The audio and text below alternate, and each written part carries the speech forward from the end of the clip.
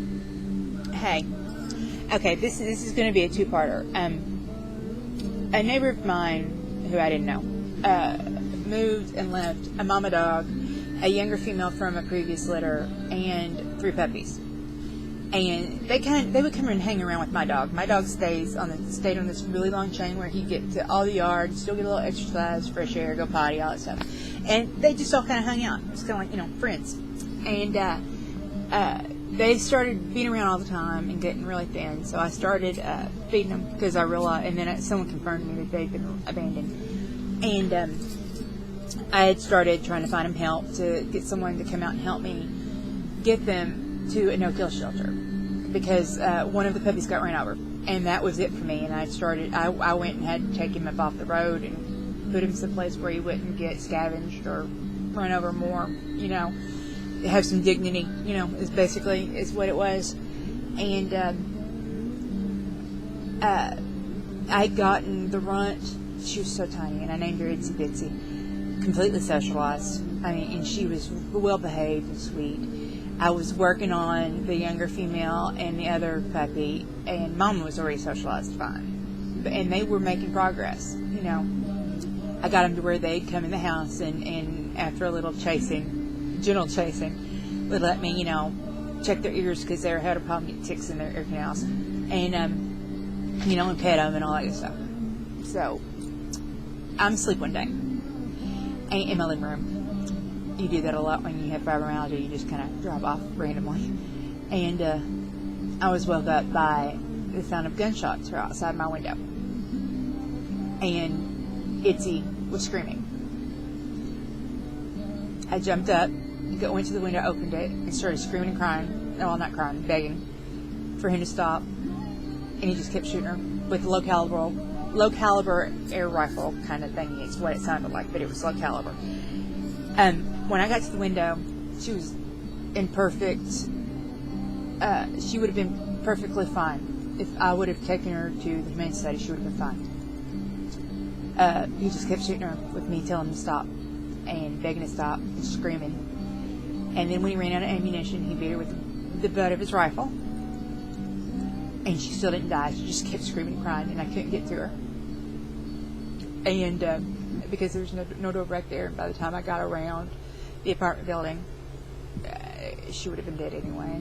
And I just kept begging and screaming for him to stop, and he said no. And I said, why? And he said, because they get in the way and shit everywhere. Yeah, that's a reason to kill someone's pet in their own yard, isn't it?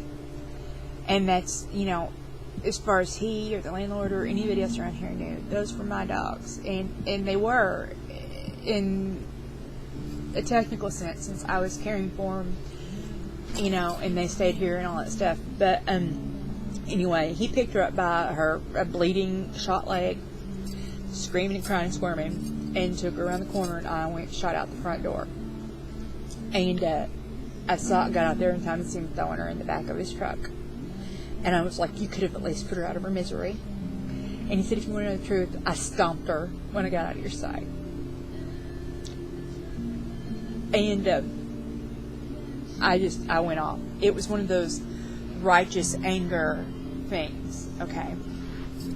I wanted to know who he was, who told him to kill the dogs, because he said at one point during the argument that he was told to shoot the dogs.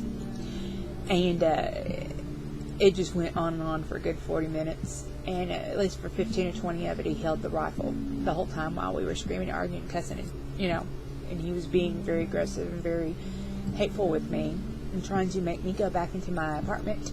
And I refused, because I was right, and he was not going to be bullied by some psycho dog killer.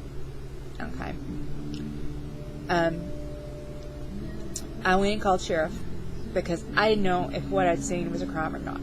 Okay, so I called and asked. And the sheriff I talked to said it was, and that it was cruelty to animals, and that's now a felony in this state. And his quote was, I've got to call my sergeant or my supervisor, see exactly what I can do, and then I'm coming out there. We're going to see if we can't make him pay for what he did. The sheriff didn't come. But while I was waiting, I went out and got his license number, and he caught me doing it. And I just ignored him. I didn't pickup in the yard, just like, acting like he wasn't even there. But when the sheriff didn't come, after a couple hours, I called back, and what had happened was he'd gotten a priority call, and while he was on his way here, and then his shift ended, so it got passed on to another sheriff. Well, I talked to that sheriff, and that sheriff was total douchebag. Okay, he was a real dick.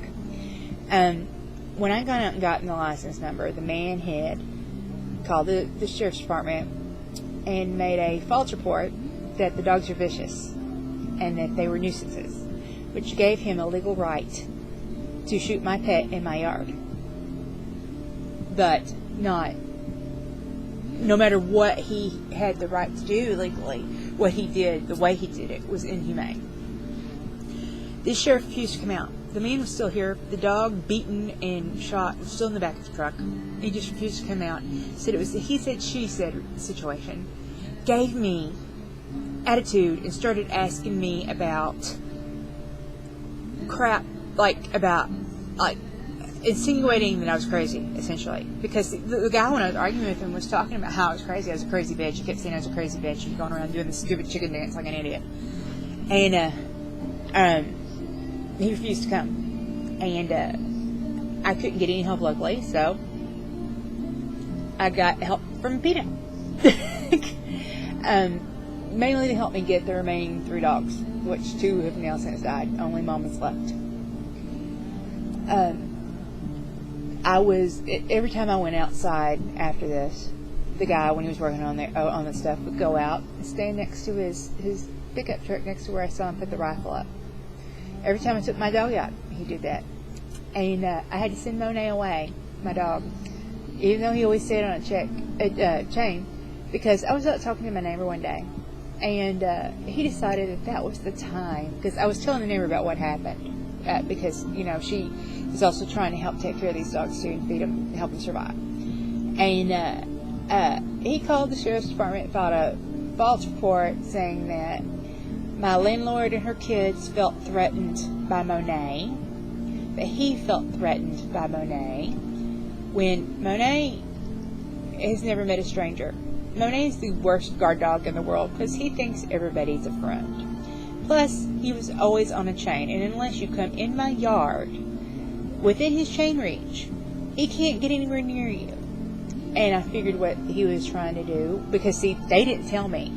He was standing out there doing all these intimidating things, kept doing these things, essentially that were kind of a threat without crossing the line.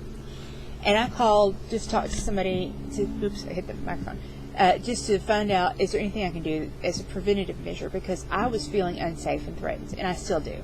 Okay. And he had, I found, that's the only reason I found out about the report about my dog, and it was very serendipitous. So, they were setting me up, I think. And it sounds kind of paranoid, but I think I was being set up so that they could shoot my dog and get away with it. All they had to do is take his collar, his chain off, and he would come. Because see, when I was out there with my neighbor, he was standing there by his truck the whole time, next to where he put that rifle, whistling, trying to entice the puppy that later died and was shot and died, and my dog. So yeah, okay, this is into part 1. Part 2 is coming up.